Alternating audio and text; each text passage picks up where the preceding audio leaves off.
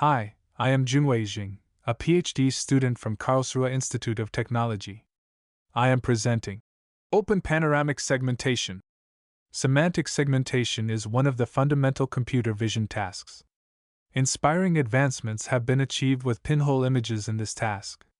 However, model performance decreases when the FOV of images increases, indicating panoramic semantic segmentation is a challenging task. Moreover, closed vocabulary setting only enables a model recognizing the classes predefined in the training set, which cannot handle a variety of classes in real-world applications. Existing pinhole image datasets for semantic segmentation have a large amount of images for training.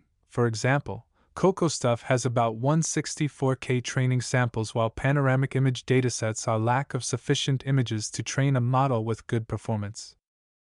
We propose a new task termed Open Panoramic Segmentation, OPS for short, containing 3 elements: open the FOV, open the vocabulary, and open the domain.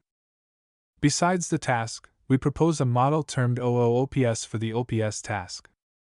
We also propose a data augmentation method termed Random Equirectangular Projection, RERP for short, to further boost the model performance. Now let's have a look at the OPS task. The first element of the task, open the FOV, means a model is trained on pinhole images while being tested on panoramic images. Open the vocabulary means a model needs to be trained on one dataset while being tested on another unseen dataset. Open the domain means a model is trained on source domain while being tested on target domain. The OOPS model consists of a frozen clip model and a deformable adapter network. The frozen clip model enables the OOPS model the open vocabulary capability. The most important module of the distortion-aware deformable adapter network is the deformable adapter operator, DAO for short.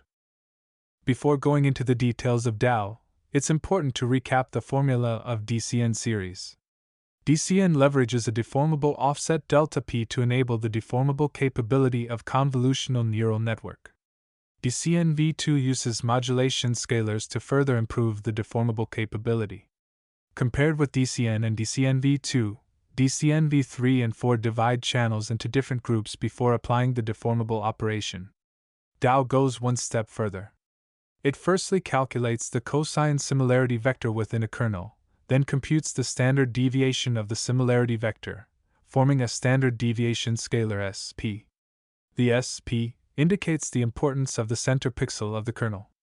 The deformable operation from DCN-V3 and 4 is weighted by the standard deviation scalar SP, resulting in the DAO. It's very common to use equirectangular projection, ERP for short, to project a globe into a plane. After applying ERP, distortion is introduced to panoramas. The goal of random rectangular projection is to introduce the distortion to pinhole images instead of panoramas during training. The first step of RERP is to apply ERP to pinhole images, then divide the augmented images into different patches. After the division, the patches are shuffled randomly. This is the result of OOPS model trained on pinhole CocoStuff 164K while being tested on panoramic WildPass dataset. Compared with the model trained in a closed vocabulary setting, degradation can be observed in OOPS. However, the MIOU of OOPS both with and without RERP outperforms other baseline models in the open vocabulary setting.